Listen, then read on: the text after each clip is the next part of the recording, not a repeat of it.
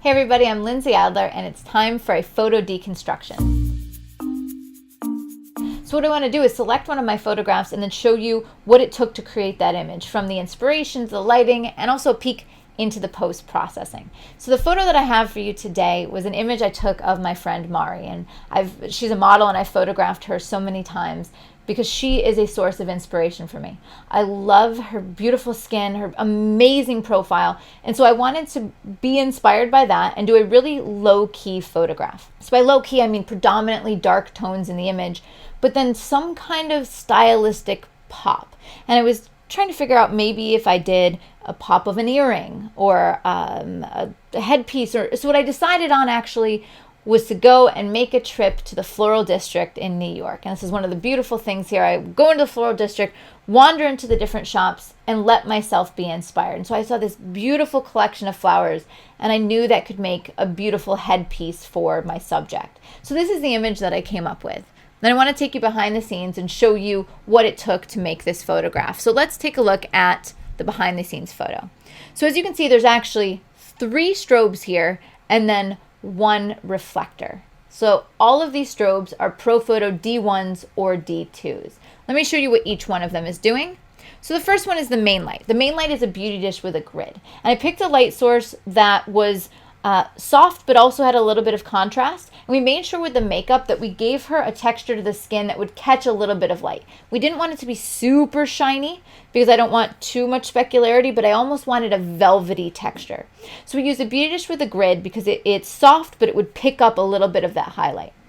The next light down, you see on the bottom left, is another beauty dish with a grid.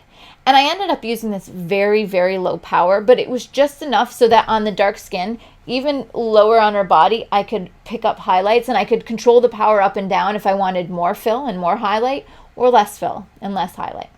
And then you can see in the far right, I also have a background light. Now this background light has a 20-degree grid on it. And what a grid does is it focuses the light. So you can actually see on the background that there's a bit of a glow. And so my idea was I don't want to just shoot my subject against a dark background and have her blend in and not have any separation. So I added a grid and then it would just give a nice, just a heavenly glow behind her. And you can actually see a bit of it in the behind the scenes photo here on my computer. So the last thing that we have is a silver reflector, silver bounce reflector. I ended up not really using it. In some shots, I was kind of varying it so I could get a little bit of a highlight on her nose or a little bit more separation on her neck.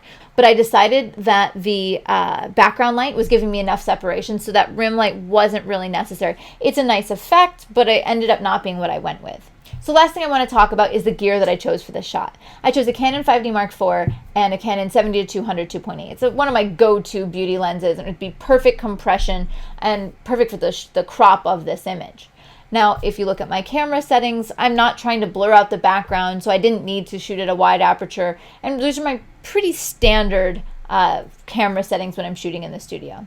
So that's a picture of behind the scenes, but let's go back and deconstruct the photo itself. Let's take a look at what it looked like straight out of camera. And so what I mean is this is the raw file as captured out of my camera when it comes into Lightroom or Capture One.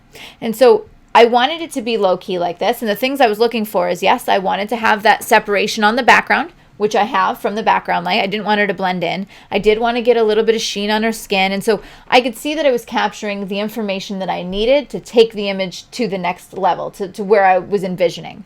So this is the raw file, but then in Capture One or in Lightroom, basically in your raw processor, what I did is I pulled out some of the skin tone, the red in her skin. I wanted it to almost be a charcoal tone. I didn't really think that the red or the yellow in the skin tone was adding anything to the shot.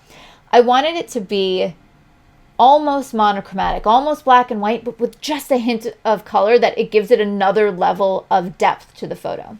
So what I did is, you can see in the raw process again, I increased some of the clarity, some of the contrast. I popped the highlights a little bit and then pulled out some of the reds and yellows in the photograph. So this is before ever entering Photoshop. So then in Photoshop, you can see a little bit of the stem of the flowers. I had an assistant holding it to look like a headpiece, but she has no hair to attach it to. So I knew I needed to remove the stem. I wanted to smooth out and even out the highlight in the skin a little bit more, and then maybe clean up some of the details in the flowers so it was just a little bit smoother. So now you can see what I ended up doing in Photoshop. That highlight on the cheek is beautifully smooth. And it looks like I made her back skinnier. It wasn't that. It's that her far arm, her left arm, the arm in the back was actually sticking out a little bit so I could see it. And I think it messed up the smooth curve and line of her back. So I did end up removing that in Photoshop just to create a sleeker line. For me, the entire purpose of this photo was to be graphic, clean, low key. So my thoughts would remove any color or any lines or any textures or anything that was pulling away from the purpose of this photograph. So real quick, just so you could look at this photo and deconstruct it, the main light is what gave the highlights on the cheeks. Then the fill light is what controlled the density of the shadows. You can see I kept it pretty dark here. And then that background light, the grid, is what gives the glow behind her head, which really shows off beautiful shape of her profile, her head, and her beautiful lines. So the inspiration of this shot actually came from my model. I've photographed her so many times, and I love her strong, elegant profile, and I wanted to build off of that. So the result was a strong, elegant image based off of her profile that became very clean and graphic, which is perfect for my style. If you'd like to see more of these photo deconstructions, be sure to subscribe to my YouTube channel.